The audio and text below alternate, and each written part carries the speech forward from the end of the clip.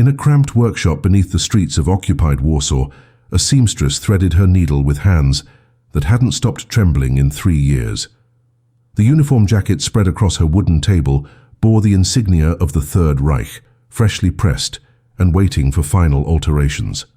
But hidden within the lining, invisible to any casual inspection, she was stitching something that could get her executed before dawn.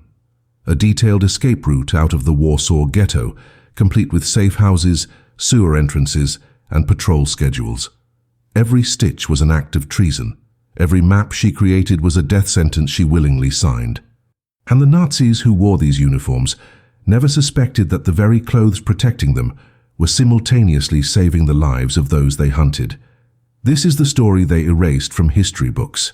By the end of this video, you'll discover how one woman turned the enemy's vanity into the resistance's greatest weapon, and why her name was deliberately buried for decades after the war ended. You'll learn the truth about the underground tailoring network that operated in plain sight, using needles and thread as instruments of liberation. The Nazis demanded perfection in their uniforms. They got perfection, and they got so much more. Warsaw, 1941. The city had been under German occupation for nearly 2 years, and the Jewish population had been forcibly relocated into a walled ghetto covering barely 1.3 square miles. Over 400,000 people crammed into an area designed for a fraction of that number. Starvation was deliberate policy. Disease was rampant. The wall was 3 meters high, topped with barbed wire and broken glass. Armed guards patrolled every gate. Smuggling food meant risking execution. Attempting escape meant certain death. Yet people still tried because staying meant dying slowly instead of quickly. The Germans controlled everything: the food rations, the work permits, the documentation, the movement. They controlled everything except the information that would soon flow through thread and fabric. Before the war, she had been nobody special. Her name was Marta collectively, though some records listed her differently, and that ambiguity would later become its own kind of protection. She had learned tailoring from her mother, who had learned from her grandmother, in a tradition stretching back generations. Her shop on Nazi Street had been modest but respected, known for wedding dresses and bar mitzvah suits, for the careful attention she paid to every seam. She employed 3 other seamstresses, all women from the neighborhood. Her clients were shopkeepers, teachers, accountants, ordinary people living ordinary lives. She had never been political. She had never been radical. She had never imagined that her greatest skill would be learned not from pattern books, but from cartographers and resistance fighters. Life before the occupation had been predictable in its rhythms. She woke before sunrise, opened the shop by 7, worked until her fingers ached, closed at dusk. She attended synagogue on Sabbath. She visited her sister's family for Friday dinners. She worried about bills and aging parents and whether she'd ever marry. The biggest decision she faced was choosing between 2 fabric suppliers. The most dangerous thing she did was cross busy intersections. Her world was measured in measurements, in hems and darts, and the precise distance between buttonholes. Everything had its place. Everything followed rules. Everything made sense in a way that would soon become unrecognizable. Then came September of 1939, and the rules changed forever.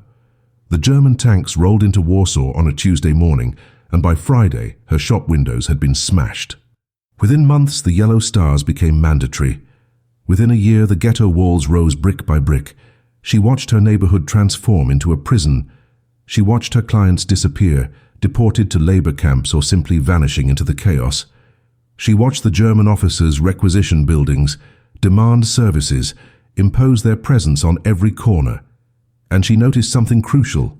These officers were obsessed with their appearance. Their uniforms had to be immaculate. Their tailoring had to be perfect. They needed seamstresses, and they needed them badly. That need would become her weapon. The order came in winter of 1941, delivered by a Wehrmacht officer who didn't bother knocking before entering what remained of her workshop. The Germans were establishing a tailoring operation inside the ghetto, and they needed skilled seamstresses who could work to their exacting standards. It wasn't a request, it was a conscription. She was given 24 hours to report to a building on Lesno Street, that had been converted into a uniform repair facility. The alternative was never stated because it didn't need to be. Refusal meant deportation, and everyone knew what deportation actually meant. So she reported along with 17 other seamstresses, most of them women she'd known for years. They were assigned workstations, given quotas, and told that failure to meet German standards would result in immediate replacement. The irony was suffocating. Jewish seamstresses repairing the uniforms of the men who were methodically destroying them. The work was grueling and humiliating in ways that went beyond the physical exhaustion. Officers would arrive with uniforms torn in battle or simply worn from use, expecting repairs completed within impossible timeframes. Some jackets came back stained with blood that hadn't been washed out properly. Others bore bullet holes that told stories the seamstresses didn't want to imagine. The German supervisors inspected every stitch with magnifying glasses, rejecting work for invisible imperfections. One crooked seam could mean losing your work permit, and losing your work permit meant losing your protection from deportation.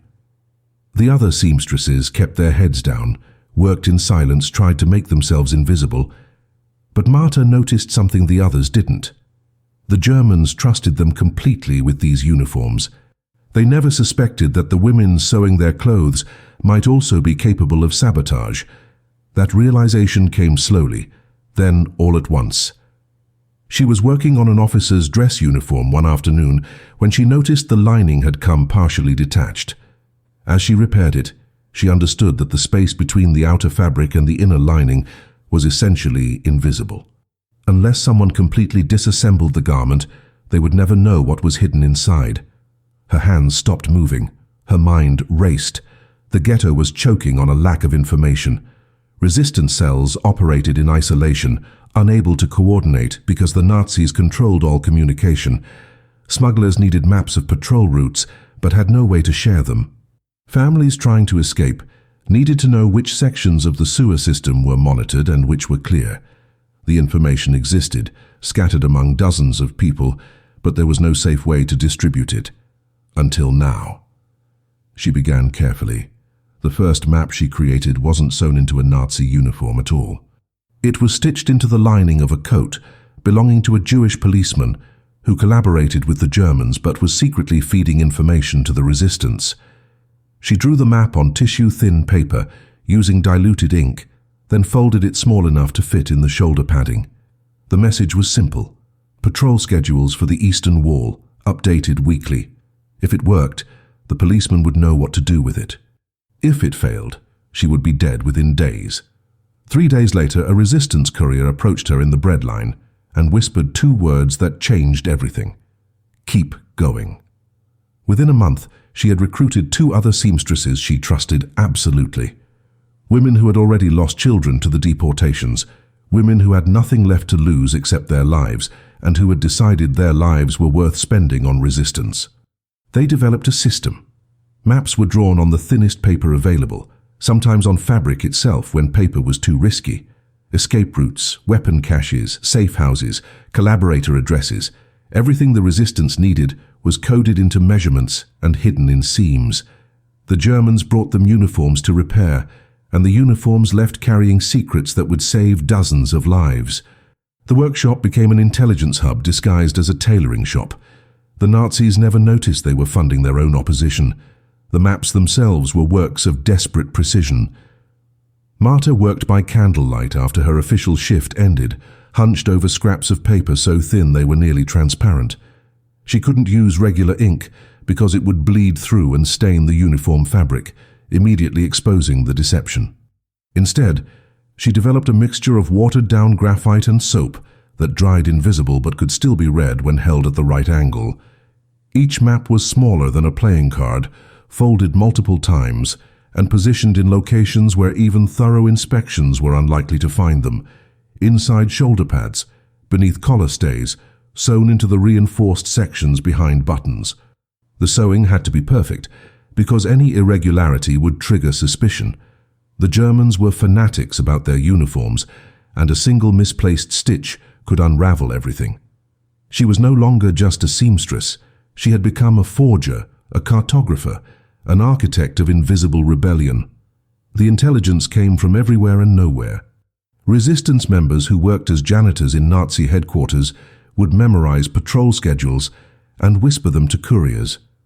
Jewish policemen forced to collaborate would note which sewer grates were welded shut and which remained accessible.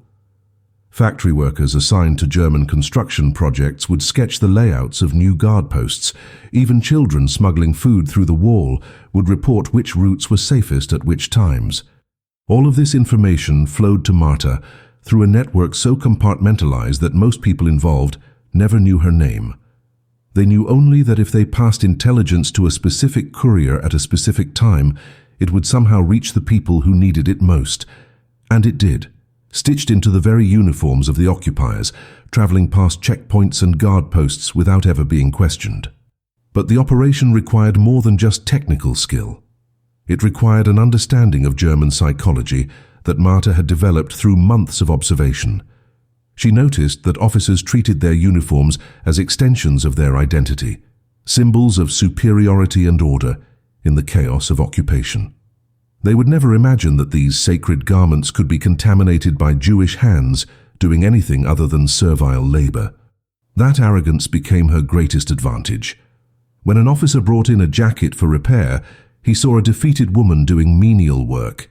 He didn't see a resistance operative preparing to turn his clothing into a courier system. The more impeccable her repairs, the less suspicious they became. She won their trust through perfection, then weaponized that trust against them. The risks multiplied as the operation expanded. By spring of 1942, Marta and her small team were processing between 15 and 20 uniforms weekly, with roughly 1 in 4 containing hidden intelligence.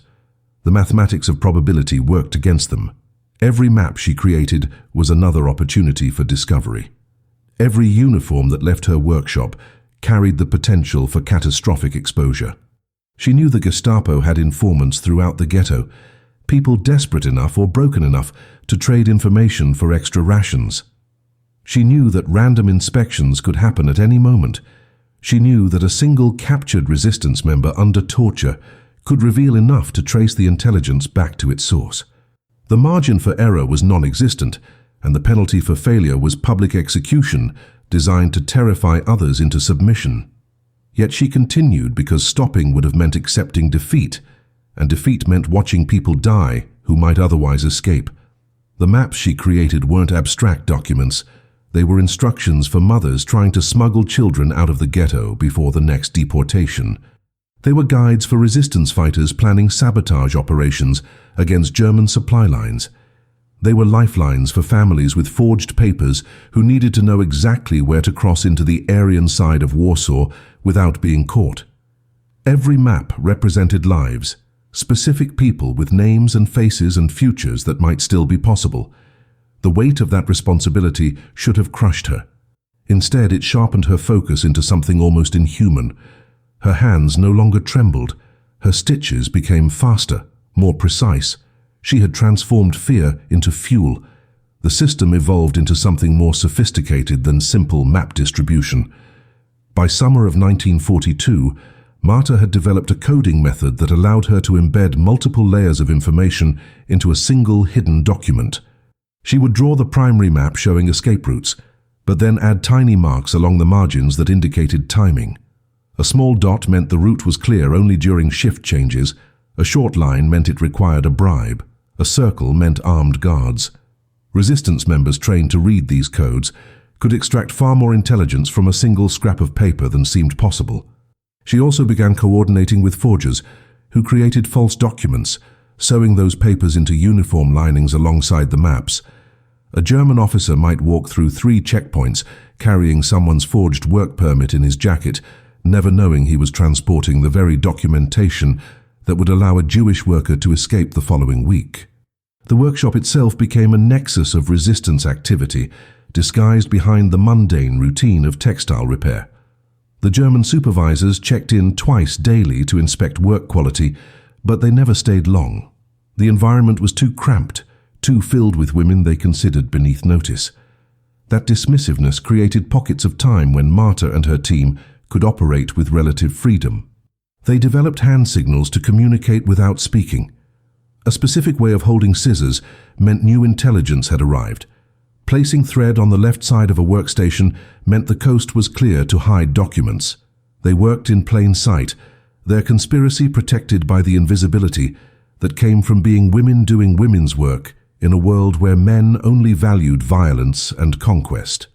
The Nazis had structured their own blind spot, and Marta exploited it ruthlessly. But maintaining the operation required resources that became increasingly difficult to obtain as the occupation tightened. The special paper she needed for maps was nearly impossible to find after 1942, when the Germans restricted access to all printing materials. She adapted by using fabric itself, embroidering tiny maps directly onto pocket linings using thread colors that matched the uniform. The information was there for anyone who knew to look carefully, invisible to casual inspection. She also needed reliable couriers, and those were dying at an alarming rate. The deportations to Treblinka had begun in earnest, and entire families disappeared overnight. Resistance cells were being infiltrated and destroyed. The network that fed her information and distributed her maps was fracturing, and she had to constantly rebuild connections that had taken months to establish. The closest call came in August. A Gestapo officer brought in a dress uniform for alterations, claiming the previous seamstress had done substandard work. When Marta examined the jacket, she found one of her own maps still hidden in the lining. The previous seamstress, a woman named Rachel who had worked 2 blocks away, must have been arrested before she could remove it. The officer stood there watching, impatient as Marta's mind raced through impossible calculations. If she acted startled, he would investigate. If she removed the lining too carefully, he might wonder why. If she did nothing and sent the uniform back with the map still inside, it might eventually be discovered during a more thorough inspection. She made a decision in the space of a heartbeat. She began ripping out the lining roughly, complaining loudly in broken German about the incompetence of other seamstresses, making a show of her frustration. She bundled the old lining with its hidden map into her scrap pile, then installed a new lining with aggressive efficiency. The officer nodded, satisfied with her apparent professionalism, and left. She burned the map that night, along with any evidence that Rachel had ever been part of the network. That near disaster forced a change in protocol. Marta instituted a new rule. Every map had to be retrievable within 72 hours, or it would be deliberately destroyed by the seamstress who created it. They couldn't risk situations where intelligence sat unrecovered in German hands. The rule meant shorter windows for operation, faster turnarounds, more pressure on an already strained system. But it also meant survival. In the ghetto, survival always came at the cost of efficiency. You moved fast or you died slowly. There was no middle ground, and Marta had long ago accepted that every choice was a negotiation with death. She was simply determined to make death work harder for its victories. By autumn of 1942, the operation had grown beyond anything Marta had initially imagined.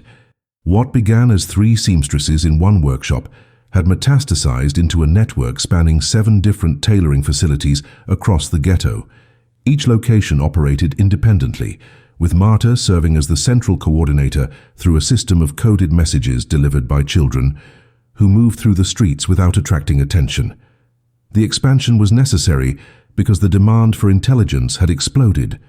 The Jewish Combat Organization was preparing for armed resistance, and they needed detailed maps of German ammunition depots, guard rotations, and weak points in the ghetto wall. Families planning escapes needed updated information almost daily as patrol patterns shifted. The volume of requests overwhelmed any single workshop, so Marta had recruited other seamstresses she trusted, women who understood that every stitch could be their last act of defiance. The recruitment process itself was an exercise in calculated risk. Marta couldn't simply approach potential collaborators directly, because informants were everywhere, and desperation made people unpredictable. Instead, she developed a testing system. She would deliberately leave a small, obvious flaw in a uniform repair, something any competent seamstress would notice immediately. Then she would watch how the other woman responded. Most simply fixed the error and said nothing, proving they were focused solely on survival. But a few, a very specific few, would fix the error and then meet Marta's eyes with a look that conveyed understanding beyond words. Those were the women she approached later, in whispered conversations during air raids when the chaos provided cover. Not everyone agreed to join. Some were too afraid, and Marta respected that because fear was the most rational response to their situation. But enough said yes that the network grew, and with growth came both power and vulnerability. The intelligence they distributed began yielding tangible results that rippled through the resistance. In September, a group of fighters used one of Marta's maps to locate a poorly guarded German armory, stealing weapons that would later be used in the uprising. In October, a family of 6 escaped through a sewer route she had documented, making it to the Aryan side where they survived the war using forged papers that had traveled in a Nazi officer's coat pocket. In November, resistance leaders used her maps of guard positions to coordinate a successful ambush on a deportation convoy, freeing 37 people who had been destined for Treblinka. These victories were never publicized, never celebrated, because celebration meant exposure. But word spread through the underground network in whispers and knowing glances.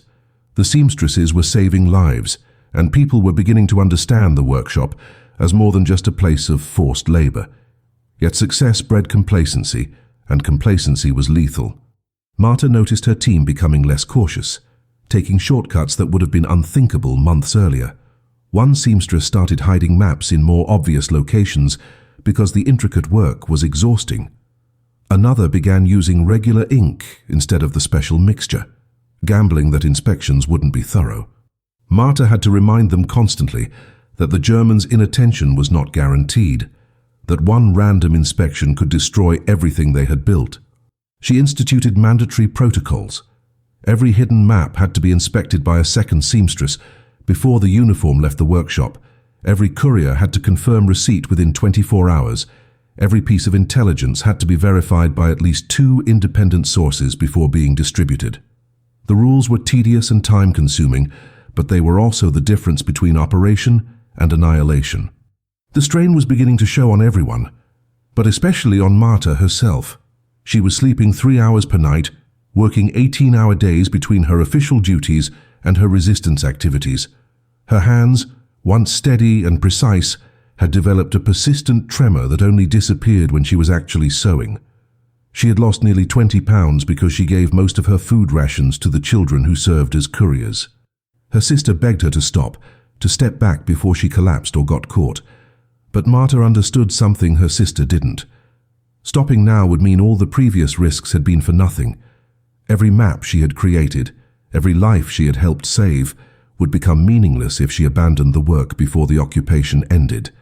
She had crossed a threshold where retreat was impossible. The only direction left was forward, into whatever darkness waited ahead, and the darkness was gathering faster than anyone realized. The turning point came in December of 1942, when the Gestapo arrested a courier named David Lieberman during a routine checkpoint inspection. Lieberman was 17 years old, small for his age, which made him perfect for moving through the ghetto without drawing attention. He had been carrying messages for Marta's network for 6 months, memorizing coded instructions because written communication was too dangerous. But on this particular morning, the Germans were conducting random searches in response to a recent sabotage operation, and they found something in Lieberman's coat pocket that he shouldn't have had. A scrap of paper with what appeared to be a partial map of the ghetto wall. It wasn't one of Marta's creations, just a crude sketch the boy had drawn for himself to remember a delivery route. But the Gestapo didn't know that, and they didn't care about the distinction. They saw a Jew with a map, and that was enough to justify interrogation. Marta learned about the arrest within 2 hours through the network's warning system. She had exactly one decision to make: shut down the entire operation immediately, or continue and hope Lieberman died before he talked. The calculation was brutal and simple. If Lieberman broke under torture, he could identify at least 3 seamstresses by sight and describe the general location of 2 workshops. The Gestapo would raid those locations, arrest everyone present, and torture them for more information. The network would unravel completely within days, and dozens of people would die screaming. But if Marta shut down now, preemptively, she would be abandoning families who were depending on maps scheduled for delivery that week. She would be condemning resistance fighters who needed intelligence for operations already in motion. The math of resistance was always about weighing certain deaths against probable deaths, about choosing which lives to sacrifice so others might continue.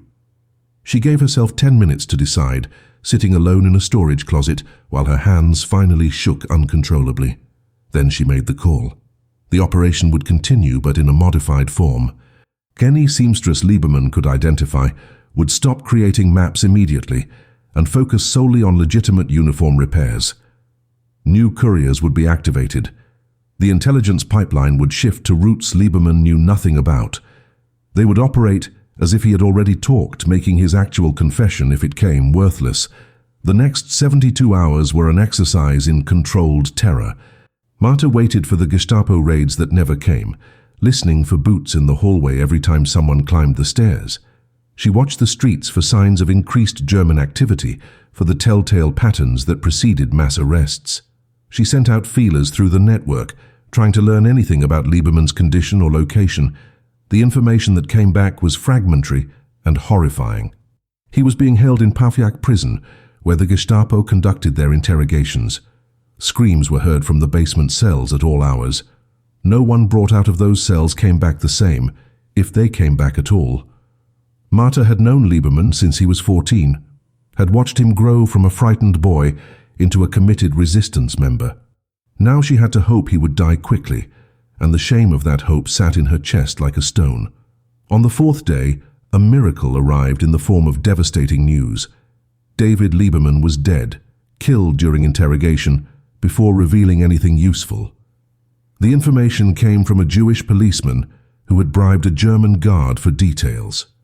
Lieberman had apparently convinced his interrogators that the map was just a personal sketch to help him remember where his cousin lived, that he was simple-minded and couldn't read properly, that he knew nothing about any resistance network.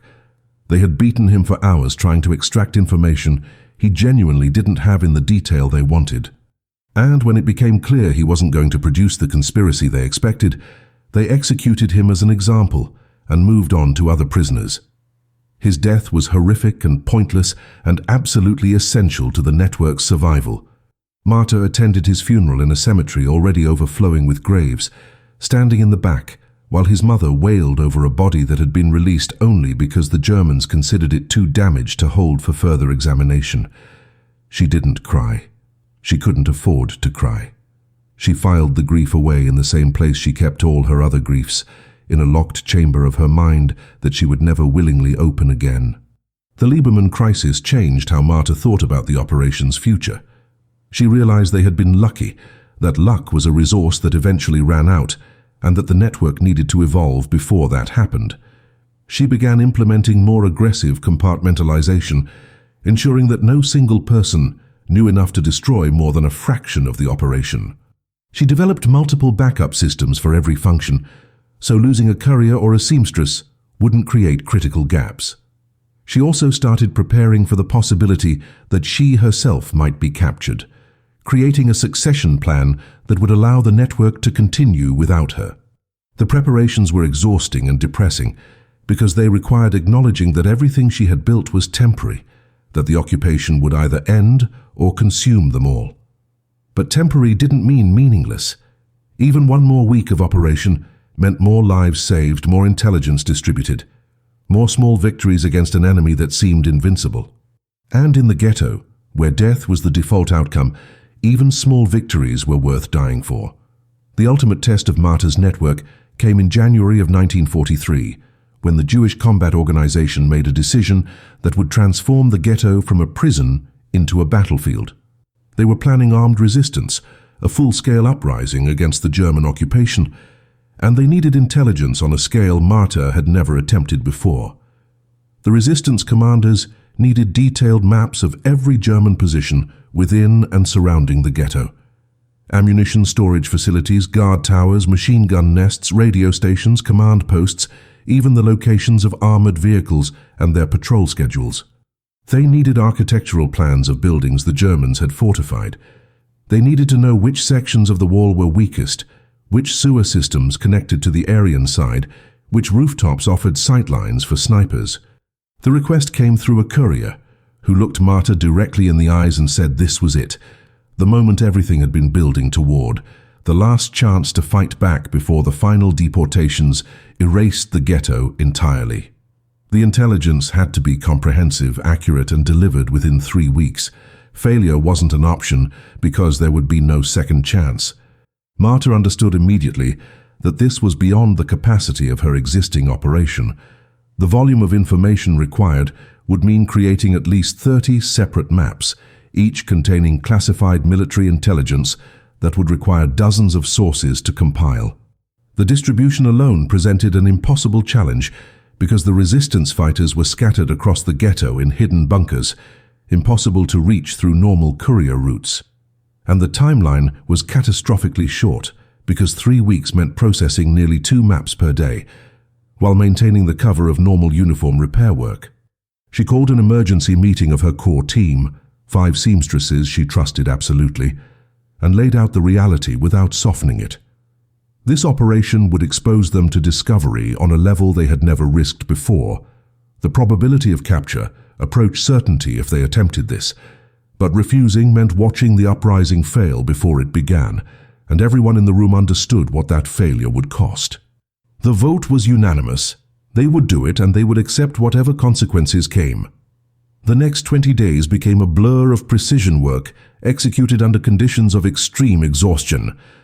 Marta divided the intelligence gathering across her entire network, activating sources she had been holding in reserve for emergencies.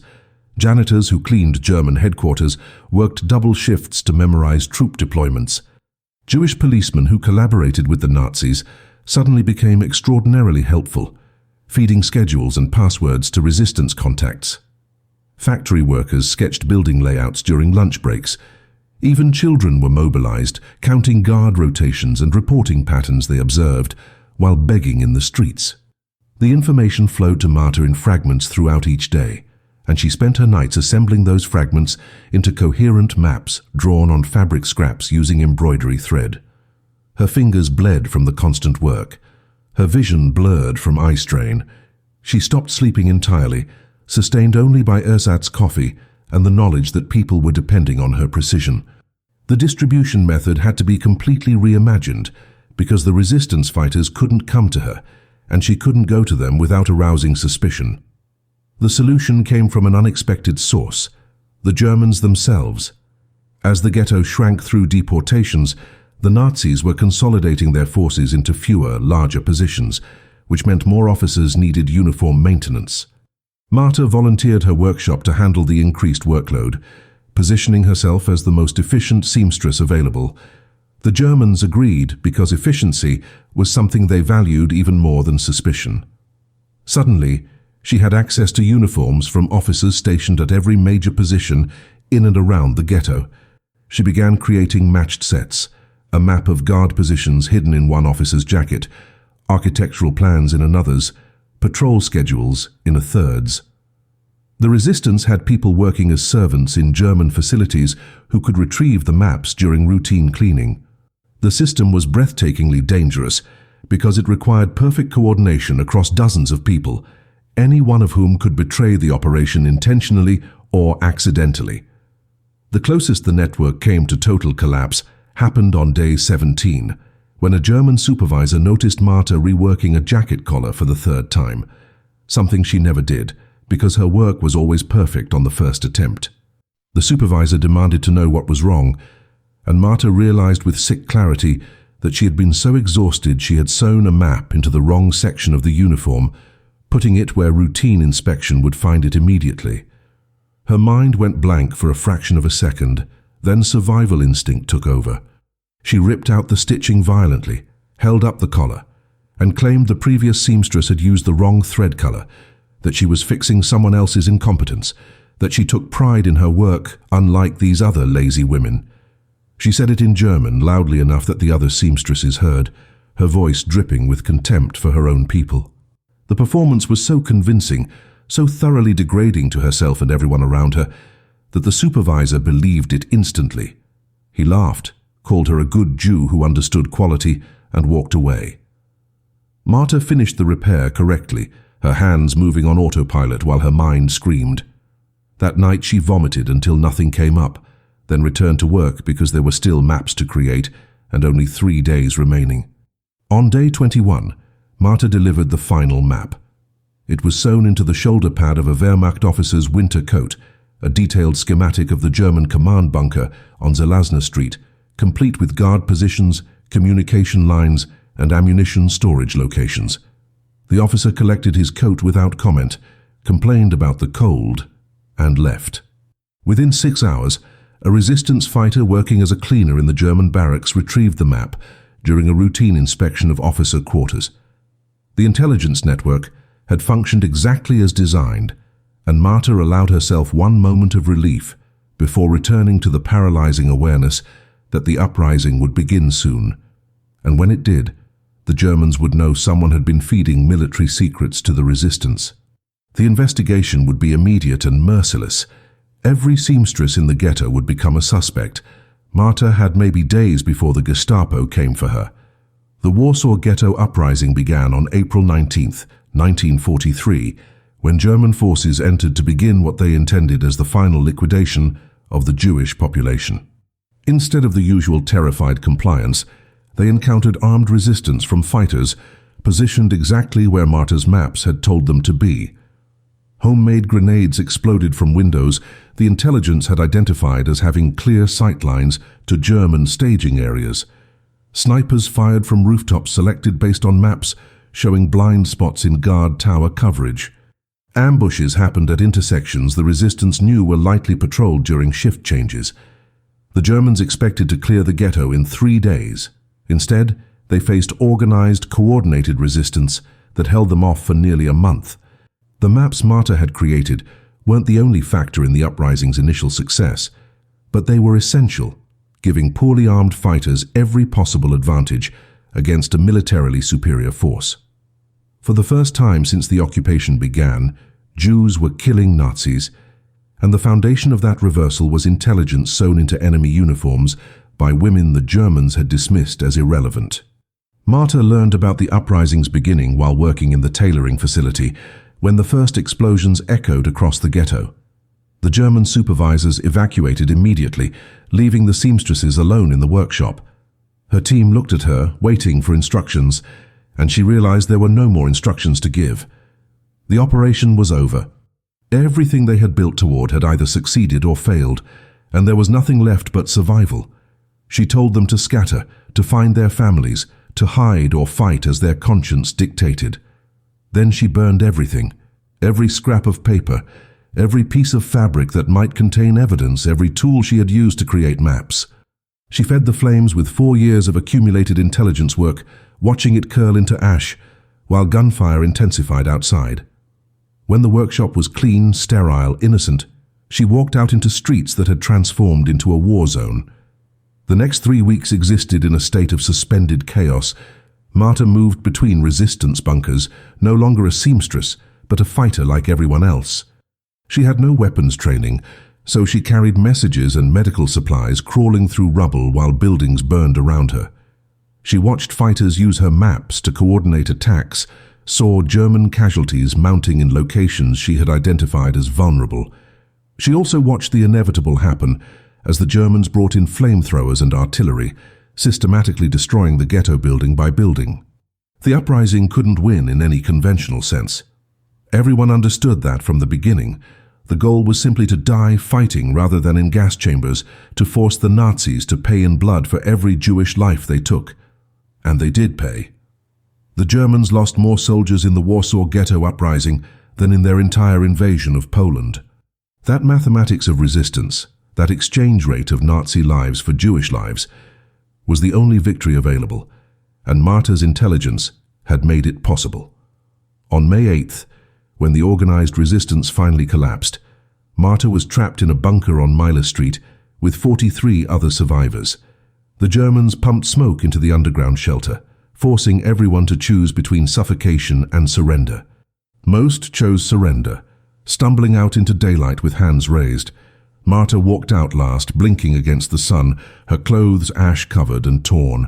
A German officer screamed at the survivors, demanding to know who had provided maps to the resistance, who had betrayed military intelligence, Who was responsible for the coordinated attacks?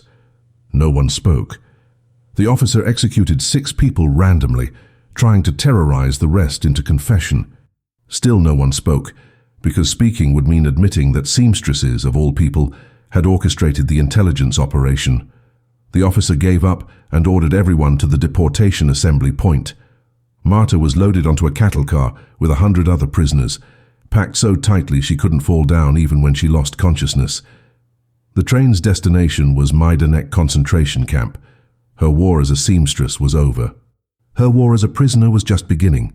Majdanek was where identities dissolved into numbers and bodies became units of labor to be consumed until they stopped functioning.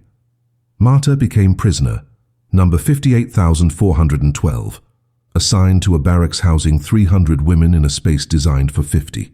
The camp operated on a simple principle: work until you died, and if you didn't die fast enough, they would kill you anyway.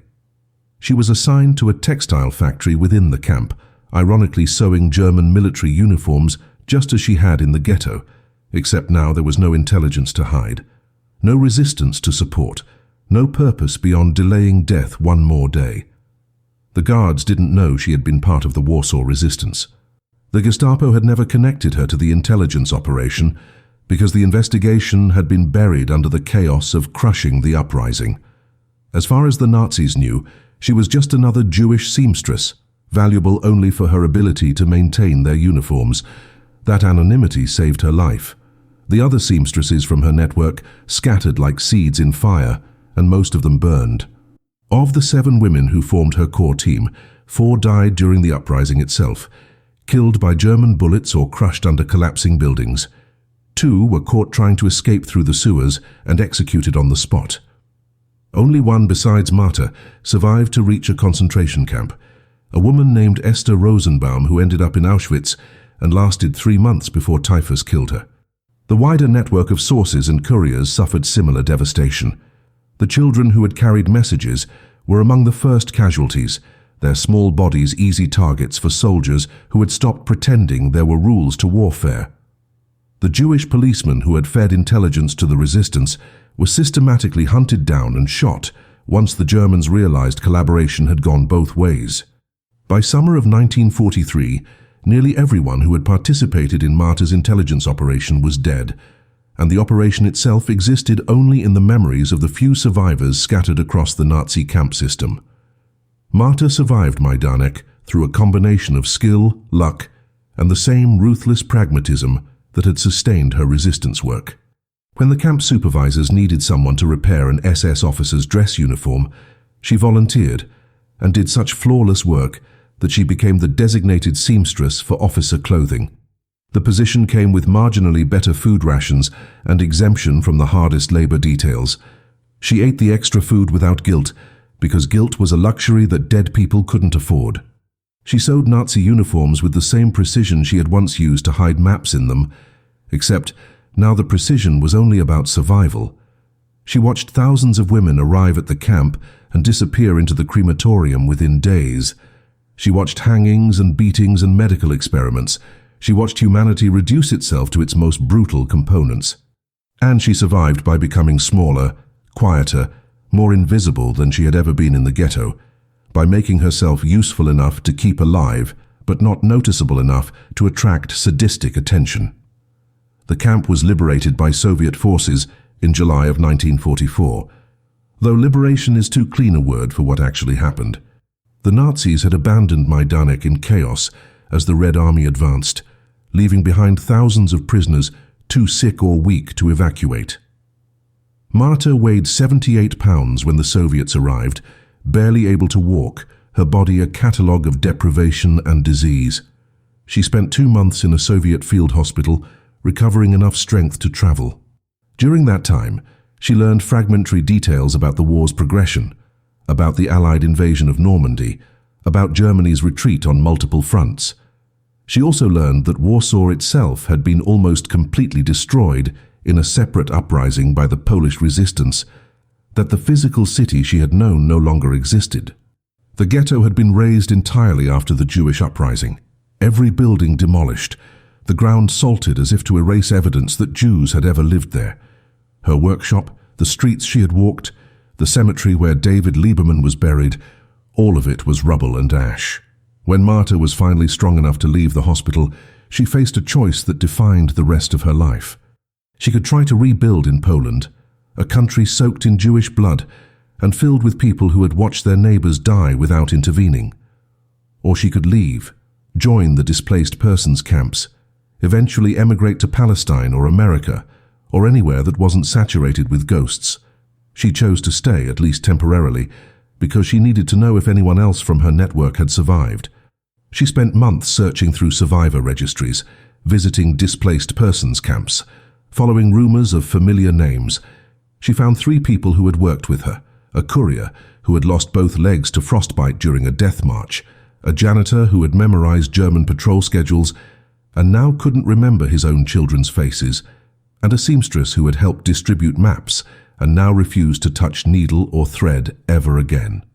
They met once in a refugee center in Lublin and tried to talk about what they had done.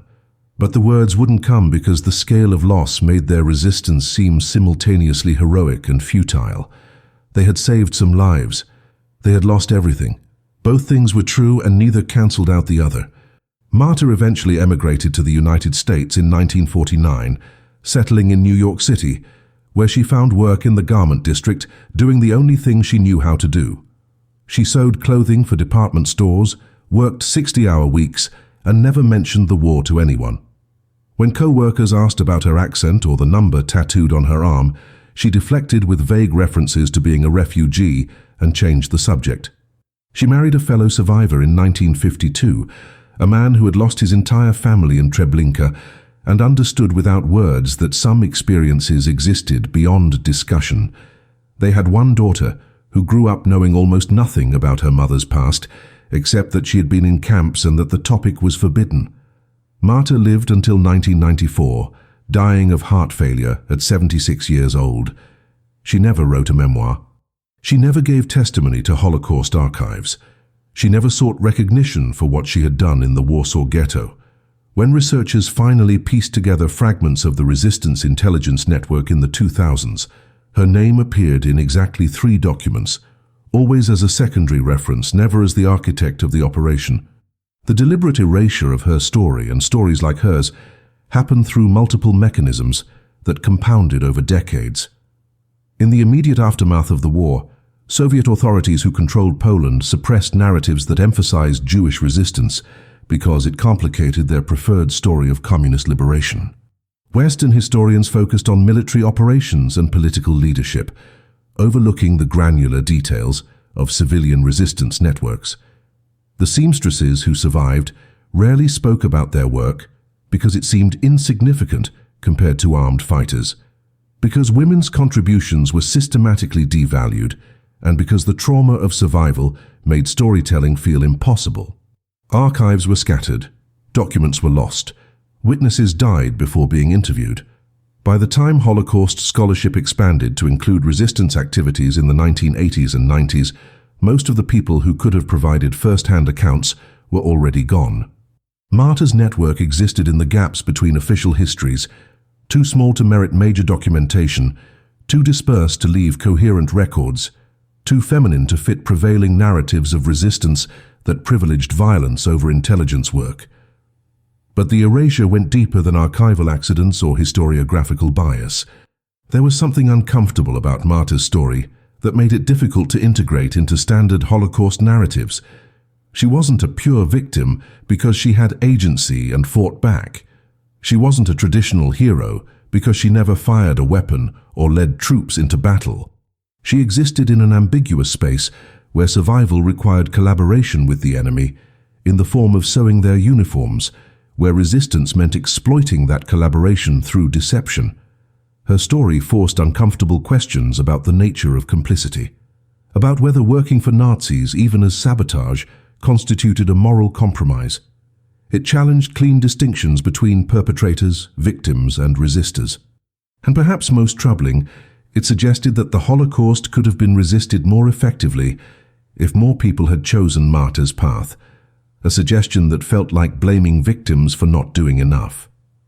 So her story was easier to forget than to grapple with. easier to let fade into footnotes than to elevate into the canon of resistance histories. Yet what Marta accomplished deserves recognition precisely because it defies simple categorization. She took the most feminine, most dismissed, most seemingly powerless occupation and transformed it into a weapon. She looked at the Nazi obsession with perfect uniforms and understood it as a vulnerability to exploit. She built an intelligence network that operated for years under the noses of the Gestapo, using needles and thread to distribute information that saved lives and enabled armed resistance. The maps she created weren't just technical documents, they were acts of profound defiance, assertions that Jewish lives and Jewish resistance mattered even in the face of systematic extermination. Every stitch was a refusal to accept annihilation passively.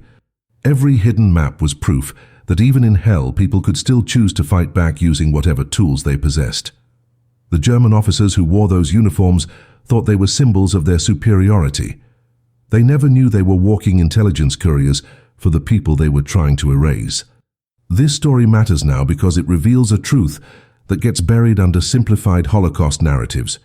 Resistance happened everywhere, in forms both large and small, and the people who resisted were often those history deemed least important. Marta wasn't a soldier or a political leader.